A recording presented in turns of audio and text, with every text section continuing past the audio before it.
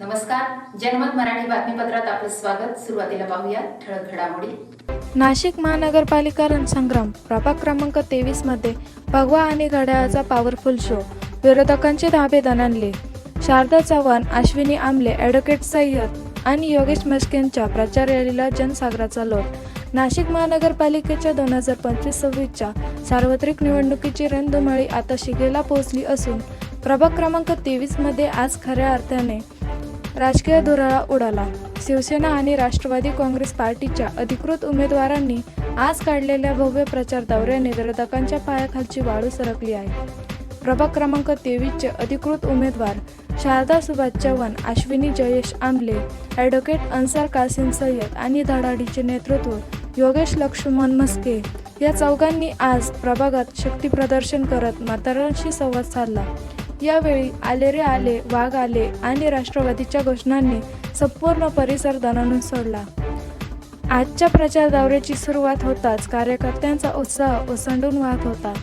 ढोल ताशांचा गजर, फटाक्यांची आतषबाजी आणि चौकाचौकात होणारे जंगी स्वागत यामुळे वातावरणात पूर्णपणे भारले होते. प्रभागातील माता भगिनींनी उमेदवारांचे औक्षण करत विजय तुमचाच आहे असे आशीर्वाद दिले. यावेळी बोलताना कार्यकर्त्यांनी सांगितले की गेल्या काही वर्षात प्रभागात झालेली कामे आणि उमेदवारांचा जनसंपर्क पाहता आमचा विजय निश्चित आहे. आमची गर्दी ही केवळ ट्रेलर असून निकालाच्या दिवशी संपूर्ण पिक्चर दिसेल. राष्ट्रवादी यांचा प्रचाराचा सुरुवात झालेली आहे.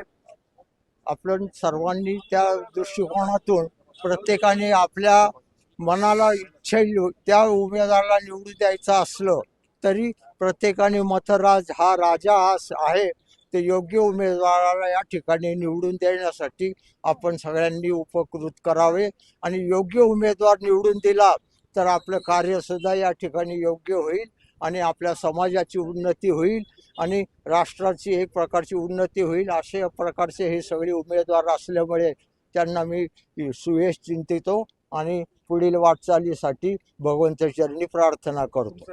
23 मध्ये शिवसेना आणि राष्ट्रवादीची जी युती झाली आहे त्याच्यातले जे उमेदवार आहेत ते खरंच म्हणजे तरुण नेतृत्वाला काहीतरी करून दाखवतील. त्याच्यामुळे सगळ्यांना विनंती आहे की सगळ्यांनी जे हे उमेदवार आहे राष्ट्रवादी आणि शिवसेनेचे त्यांना चांगल्या मतांनी निवडून द्यावं. शारदा चव्हाण आणि अश्विनी आमले यांचा मतदार महिलांशी असलेला थेट संवाद तर ॲडव्होकेट अन्सार सय्यद आणि योगेश मस्के यांची तरुणांमधील क्रेज आजच्या रॅलीत स्पष्टपणे दिसून आली.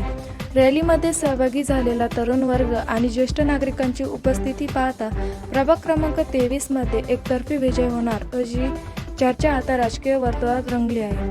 आजच्या या भव्य रॅलीमुळे प्रभाग क्रमांक 23 मध्ये विरोधकांसाठी धोक्याची घंटा वाजली असून मतदारांचा कौल कोणाच्या बाजूने आहे हे आजच्या उत्साहावरून स्पष्ट झाले आहे.